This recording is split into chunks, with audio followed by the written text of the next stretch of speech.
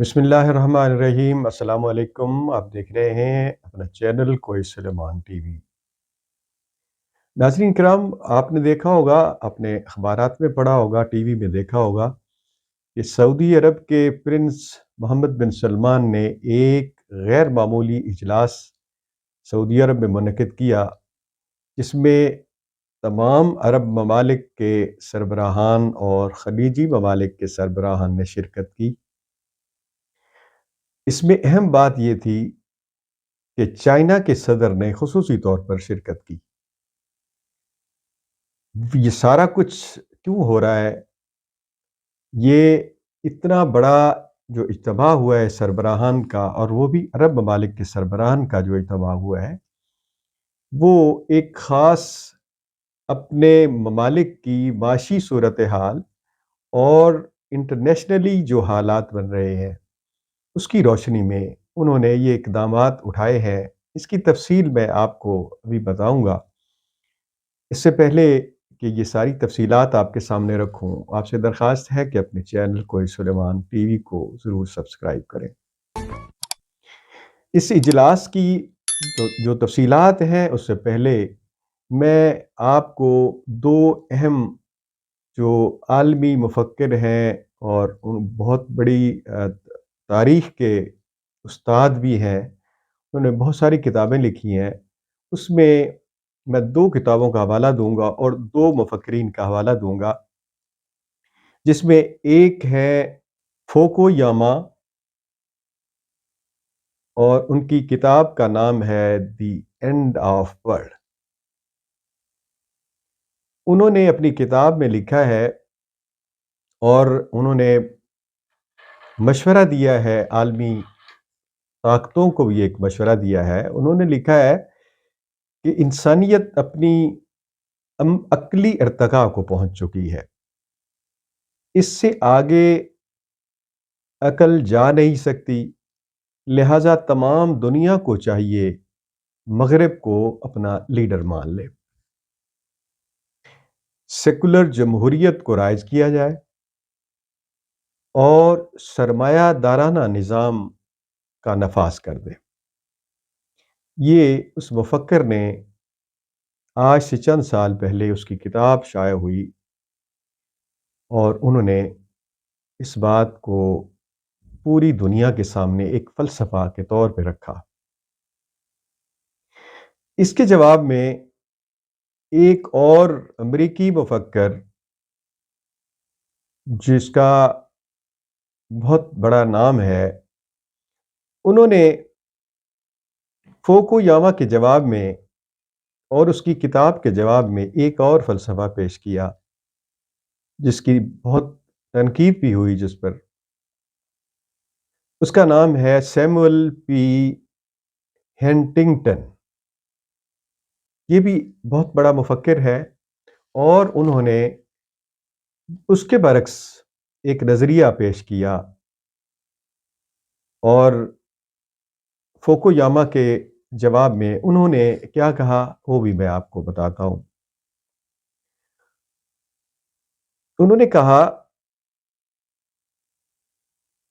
کہ مغرب کی تینوں شرائط کچھ قومیں، جس میں چائنا اور روس،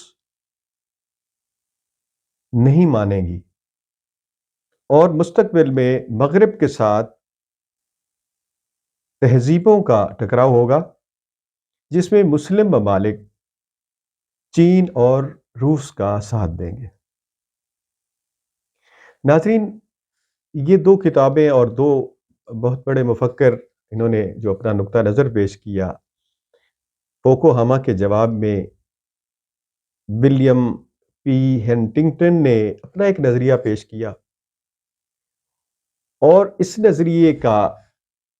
ہماری تاریخ میں، ہماری اسلامی روایات میں بھی اس کی پیش گوئیاں ہو چکی ہیں کہ اس علاقے میں، مشرق وسطیٰ میں اور بر صغیر میں کیا تبدیلیاں رونما ہوں گی۔ یہ سارا کچھ ڈسکس کرنے کا مطلب، ہمارا بنیادی جو آج ایشو تھا، وہ سعودی عرب میں جو ایک غیر معمولی کانفرنس ہوئی ہے، اس کا ذکر کرنا اور اس کے بارے میں آپ کو آگاہی دینا۔ ہم جب اس مفکر کی بات کا ذکر کرتے ہیں جنہوں نے کہا تھا کہ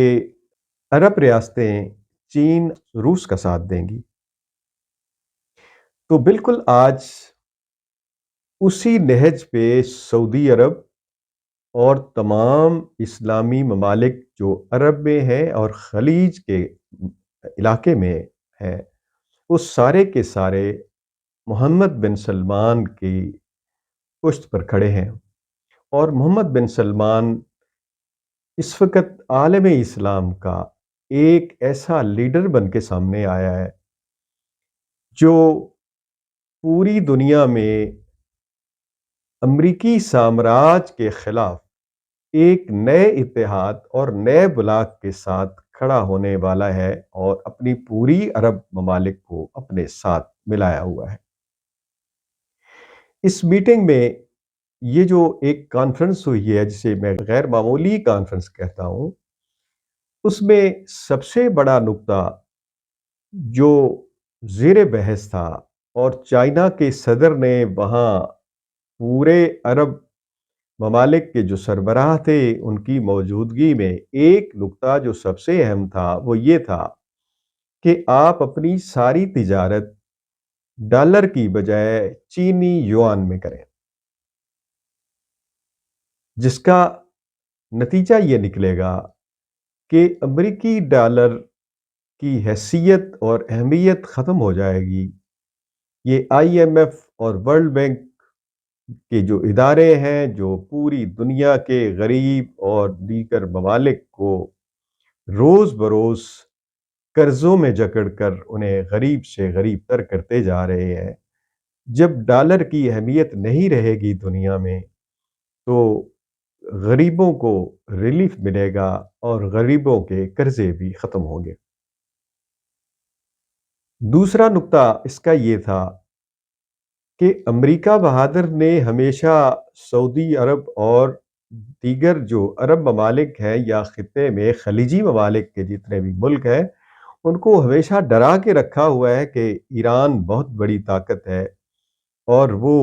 آپ کو کھا جائے گی، اور یہی ایک نقطہ تھا جس میں تمام عرب ممالک خوف زدہ رہتے تھے۔ دوسری طرف یمن ایک ایسا ملک تھا جو یو اے ای میں اور سعودی عرب میں مداخلت کرتا رہتا تھا، وہ یقیناً کسی کے کہنے پہ مداخلت کرتا تھا۔ چائنا نے یہ یقین دہانی کرا دی کہ اگر آپ ہمارے ساتھ ٹریڈ کریں گے، تیل کی ٹریڈ کریں گے یا دیگر جو ٹریڈ کریں گے جو چائنا سے آپ خریدیں گے یا چائنا سعودی عرب سے خریدے گا یا یو اے ای سے خریدے گا یا دیگر ممالک میں جو بھی پروڈکشن ہے وہ خریدیں گے تو وہ یوان میں، چینی یوان میں اس کی پیمنٹ ہوگی اور ڈالر کی بجائے صرف یہی جو یوان ہے وہ استعمال ہوگا۔ یہ ایک ایسا نقطہ ہے، اگر تمام عرب ممالک اور خلیجی ممالک اس نقطے پر متفق ہو جاتے ہیں، جو کہ میں نہیں سمجھتا کہ اتنی بڑی کانفرنس کے انعقاد کے بعد اس میں کوئی کمی رہ گئی ہو، وہ اس پہ متفق نظر آتے ہیں۔ انہیں جب یہ بھی بتا دیا گیا ہے کہ یمن اور ایران سے بھی آپ کو نہیں ڈرنا چاہیے، جب ہم یوان میں تمام تجارت کریں گے تو آپ کو بالکل امریکی طاقت کے لیے کوئی بھی اڈا انہیں نہیں دینا ہوگا اور آپ کی پشت پر چائنا کھڑا ہے۔ ان تین چیزوں کے بعد سعودی عرب پہلے ہی اس کا جو محمد بن سلمان کا ویژن 2030 ہے اس پہ کام کر رہا ہے۔ اندرونی طور پہ وہ اپنے ملک کو معاشی طور پہ ایک بہت بڑی طاقت کے طور پہ وہ لے کے جانا چاہتا ہے۔ اسی طرح انٹرنیشنلی بھی وہ ایک ایسے نئے بلاک میں ایک نئے ممالک کے ساتھ اپنی دوستی بڑھانا چاہ رہا ہے، جس میں یقیناً اس کو فائدہ ہوگا۔ وہ کیوں امریکہ کی بجائے چائنا کے ساتھ جانا چاہتا ہے؟ اور آپ یہ بھی جانتے ہیں کہ چائنا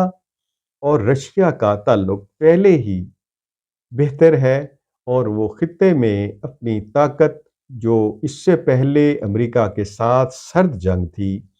وہ ایک کھلی جنگ کے طور پر سامنے آ رہی ہے۔ ناظرین کرام، آپ کو یہ بھی یاد ہوگا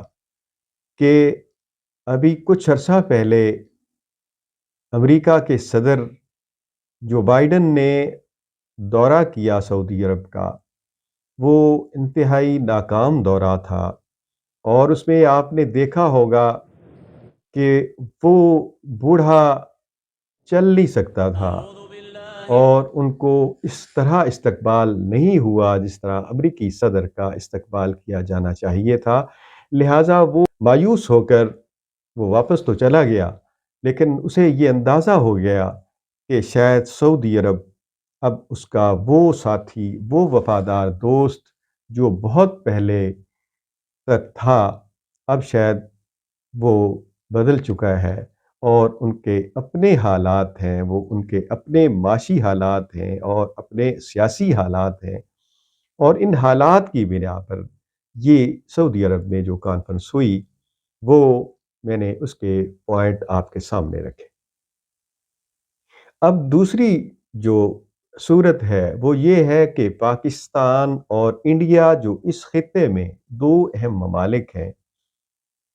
ان کا کیا بنے گا؟ وہ کیسے دیکھ رہے ہیں اس بدلتی صورتحال کو، جو علاقائی طور پر بھی تبدیل ہو رہی ہے اور عالمی سطح کے اوپر بھی ایک تبدیلی رونما ہو چکی ہے، اور بہت جلد شاید اس کو عملی جامہ پہنایا جائے گا۔ تو اس میں سب سے پہلے انڈیا کو ڈسکس کر لیتے ہیں۔ آپ نے دیکھا ہوگا کہ انڈیا بہت بڑی طاقت ہے، وہ سعودی عرب اور دیگر عرب ممالک سے تیل برآمد کرتا ہے، تیل درآمد کرتا ہے، اور اپنی پروڈکٹس، اپنی جو اس کی جتنے بھی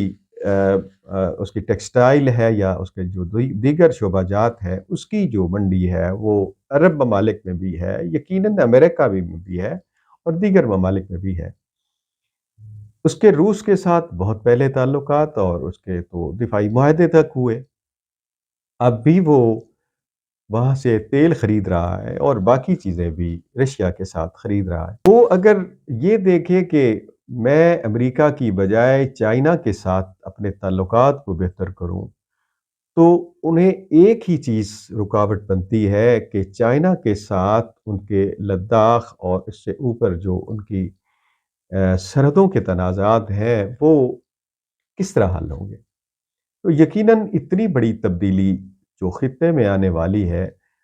چائنا یقیناً انڈیا کے ساتھ بھی اپنے معاملات ٹھیک کرے گا، کوشش کرے گا کہ اس کے جو علاقائی اور سرحدی تنازعات ہیں اس کو حل کرنے کی کوشش کرے گا،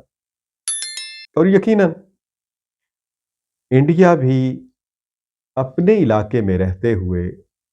وہ اپنے ہمسایوں سے تعلقات بہتر کرنے کی کوشش کرے گا۔ بڑی سیدھی سی بات ہے۔